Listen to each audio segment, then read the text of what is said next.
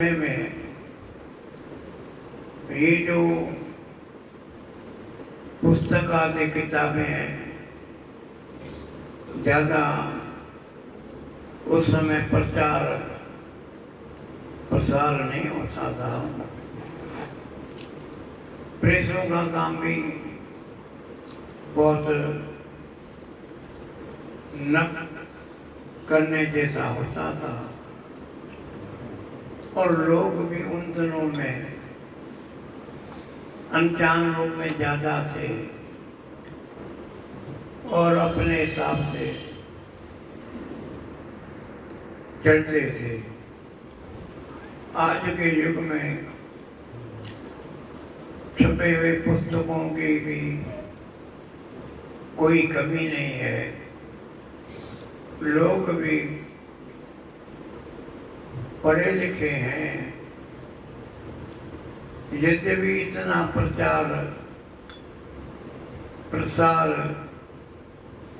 पढ़े लिखे होने के बाद भी इस तरफ लोगों का ध्यान बहुत कम जाता था। लोग ज़्यादा करके किसानों के आदि के काम करते थे और उन कामों में उनका समय बीत जाता था और सत्संग आदि का प्रभाव, सत्शास्त्रों के पढ़ने आदि का प्रभाव बहुत कम रहता था। ये तो 30-40 वर्ष के अभी नजदीक में प्रचार प्रसार का कार्य चालू हुआ। ज़्यादा करके हम उनको पढ़ते थे, किंतु जो लाभ होना चाहिए वो लाभ अभी भी इन दिनों में बहुत कम रहता है। हम कुछ अंगुलियों पर गिने हुए दिन त्योहारों को ध्यान में लाते हैं और वो भी वहीं जहाँ पर इनका प्रचार प्रसार चलता है। अभी तो धीरे धीरे ये प्रचार प्रसार का कार्य चल रहा है, तो उसके प्रभाव से जो अभी भी जीवन में लोगों के प्रति वो आकर्षक बहुत कम है, क्योंकि लोगों का ज़्यादा करके आधुनिक युग में धन आदि का आदमियों के पीछे आकर्षण रहता था और धीरे धीरे फिर संतों महात्माओं का, अच्छे पंडितों के द्वारा ये प्रचार प्रसार धीरे धीरे बढ़ा। फिर भी हम अपने हिसाब से जो जितना लाभ मिलना चाहिए, करना चाहिए, वो कम होता था। सार तत्व यही है कि उन भगवान के पावन कथाओं को सुन करके अथवा पढ़ करके हमारा जो उनके प्रति श्रद्धा होनी चाहिए।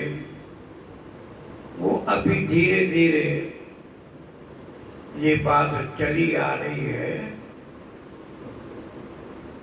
किंतु जो भी पहले 50-60 साल का पहले का समय था,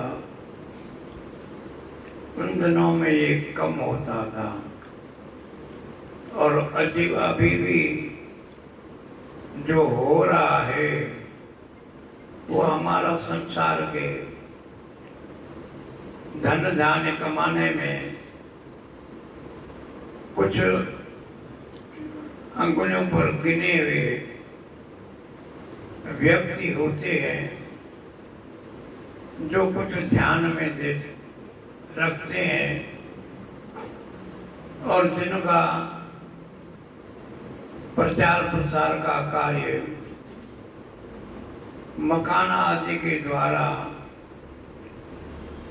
ज़्यादा जगह होती है, या जो कुछ लोग फुर्सत में होते हैं वो उनका लाभ लेते हैं। बाकी लोग तो जो प्रवृत्ति चल रही है उन प्रवृत्ति से आप भी अनजान नहीं है। तो जो कुछ भी हो रहा है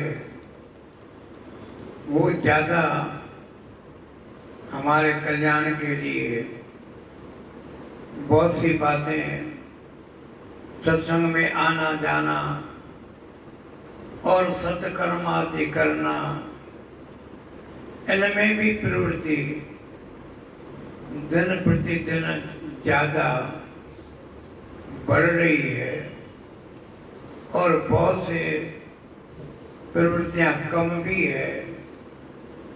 जो कुछ भी है सार वस्तु ये है कि हमें अपने कल्याण के लिए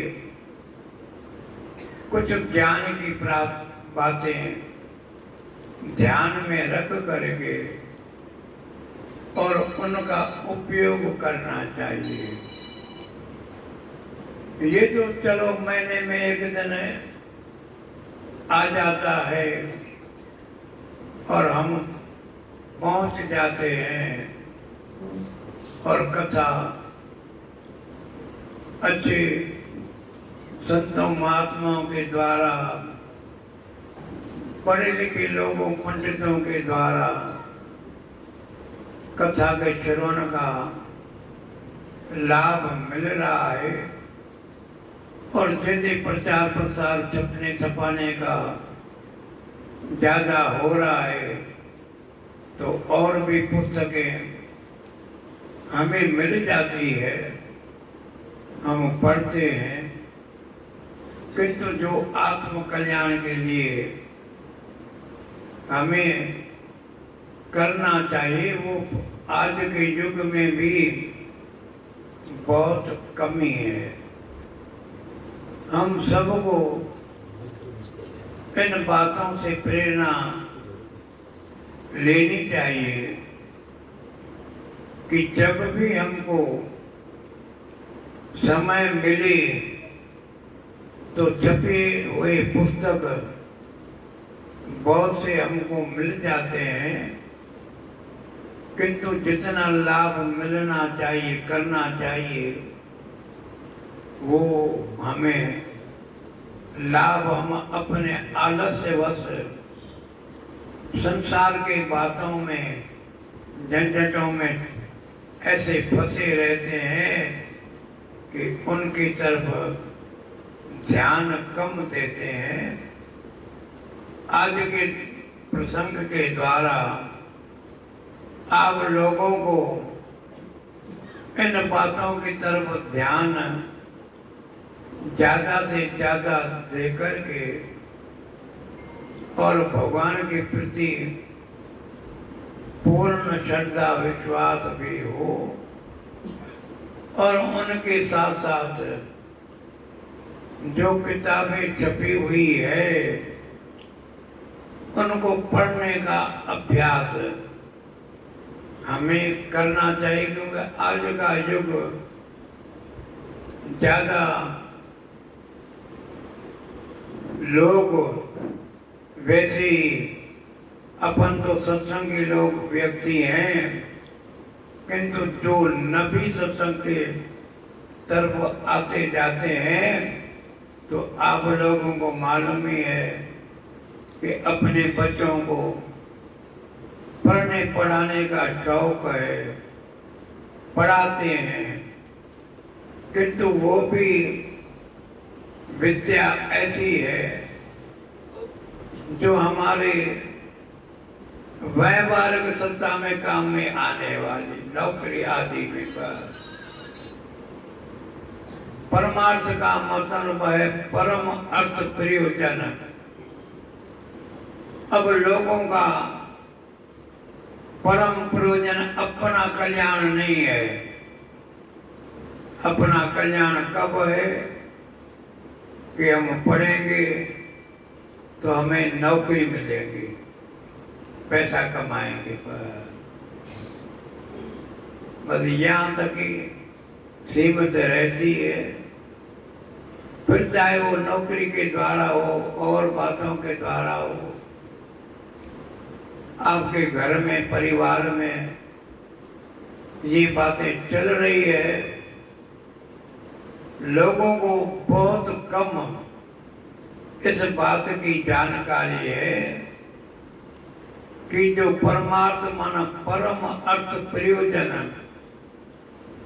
दुखों की निवृत्ति, परमानंद तो बड़ी बात है, कि लौकिक दुखों की निवृत्ति हो और लौकिक सुखों की अनुभूति हो। ये नौकरियां क्या है? लौकिक सुख मिलते हैं। आप लोगों के बच्चे पढ़ते हैं, कोई किसी सर्विस में लग जाता है, कोई किसी रूप में लग जाता है। अब आप लोग भी इस तरफ ध्यान नहीं देते हैं कि हमारा कल्याण जिस बात में परमात्मा के भजन के लिए नियमित जगना, नियमित दान पुण्य आदि करना, जो भी है वो भी एक थोड़ा कहने मात्र है, उनका पूरा लाभ नहीं है। आज कुदरती हम आप लोगों को सुना रहे हैं, क्योंकि हमें बच्चों की पढ़ाई के प्रति भी ध्यान इसलिए रखते हैं कि उनको सर्विस मिलेगी। सर्विस अर्थात नौकरी। सर्विस शब्द अंग्रेजी है, वैसे सर्विस का मतलब है सेवा। तो सेवा वो नहीं है फ्री ऑफ चार्ज, मुफ्त में सेवा करने का किसी को अवसर नहीं है। सेवा करते हैं तो वो भी धन के द्वारा, द्रव्य के द्वारा। तो जो कुछ भी है, हमें बड़े लोगों के द्वारा इस बात के प्रति ध्यान में रख करके, और जिसमें हमारा मन की हमें शांति प्राप्त हो। हमारे जो बच्चे हैं वो पढ़ लिख करके अच्छे बने, अच्छे विचारों वाले बने, अपने घर में माता पिता आदि की सेवा करें। बाकी आप दूर दूर शहरों में पहुंच करके वहाँ नौकरी करें तो वो फिर लाभ वाला नहीं होता है, केवल धन की प्राप्ति के लिए होता है। आपके घर में, आपके परिवार में, संबंधों में जो भी लोग इन बातों में लगे हुए हैं, वो आप लोगों को अनुभव है कि क्या उनको मन की शांति है। बस धन की बातें हैं, वो चलती रहती है और कमाते रहते हैं। बहुत बहुत दूर दूर देशों में, शहरों में पहुंच जाते। देश माना दूसरी जगह और शहरों में माना पास में जो नजदीक शहर होते हैं, उन शहरों में लोग पहुंचते हैं। अभी हमको इन बातों के प्रति ध्यान रख करके और अपने बच्चों को भी ऐसी विद्या दिलाएं जिस विद्या के द्वारा विद्या ददाति विनयम। विद्या का मतलब है नम्रता, सरलता की प्राप्ति हो। विद्या का मतलब है जिसमें हमारे चरित्र में खराब बातें न आवे। अब क्या हो रहा है वो सब आप लोगों को जानकारी है। जिस चरित्र के द्वारा हमारा परिवार, हमारा घर सुखी हो और उन बच्चों को भी तृप्ति हो। अब वो वहाँ नौकरी पर पहुंचते हैं कि तो 6-8 महीने के बाद 1-2 दिन मिलना भी बड़ा कठिन है। आप लोगों को सब जानकारियां हैं। तो इन सब बातों से कोई हमारी न मानसिक शांति होने वाली है, न आगे का कल्याण होने वाला है। ये तब होगा जब हमारे बच्चों में कुछ चरित्र आएगा। वो तब आएगा जब हम भी ध्यान देंगे। हम भी इन बातों में कुछ हैं कि मेरा बच्चा इस शहर में रहता है, इतनों को पगार मिलती है, तनख्वाह मिलती है। अब पगार मिलेगा, तनख्वाह मिलेगा, उन बच्चों को शांति नहीं है, आपको क्या मिलेगी? और भी दूर धूप में लगे हुए हैं, बहुत दूर देशों में पहुंचते हैं, शहरों में पहुंचते हैं और केवल धन एक लोगों का मुख्य ध्यान आकर्षित हो रहा है। और इन बातों को हम तो थोड़ा ही आप लोगों को सुना सकते हैं, देखते हैं। बाकी आप लोगों को अपने परिवार में, आसपास के गांवों में, शहरों में जानकारी है।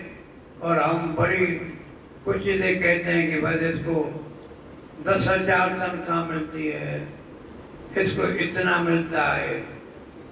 वो धन मिल करके प्राप्त करके उल्टे सुल्टे आदतों में पड़ जाते हैं और खर्च करने लग जाते हैं वो लोग भी, और आप भी बड़े खुश हो जाते हो, प्रसन्न हो जाते हो।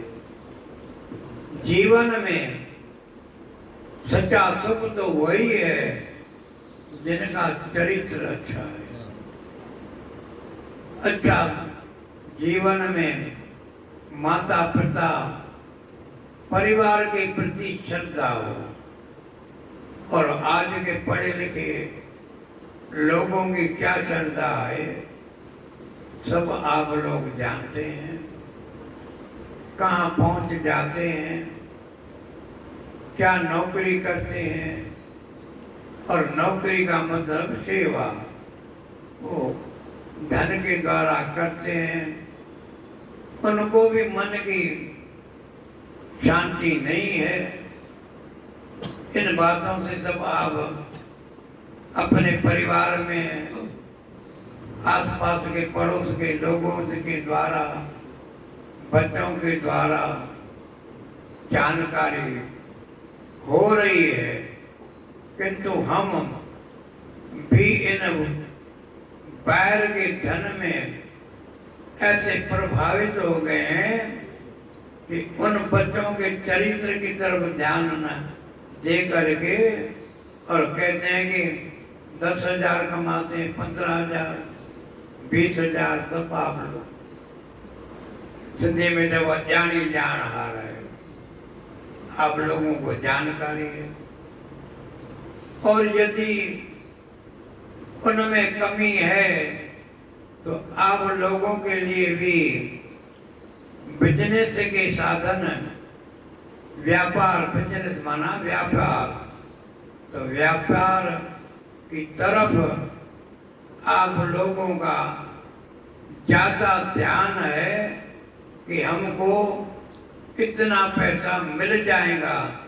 वो पैसा आपको न इस जन्म में सुख शांति देने वाला है और मरने के बाद तो फिर आप जानते हैं। आज के द्वारा आप लोगों को ये एक प्रेरणा है कि बच्चों में अच्छा ध्यान दें, जिससे उनका चरित्र चाहो। ज्यादा धन कमाने से न आपकी सेवा होगी न वो सुखी रहेंगे।